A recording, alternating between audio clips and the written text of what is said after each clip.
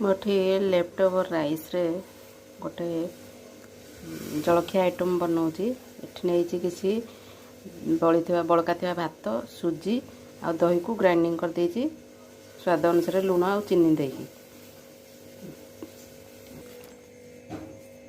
तापरे सेथरे मु ऐड करछि तेल रे फ्राई करी रखथिबा किछि कंचा लंका भुसुंगा पत्र अदा बादाम चिना बादाम आ गाजर ताकू भल भाव तेल रे भाजिकी ताकू जो बाटिकी रखी चाउल भल से मिक्स हो जाओ।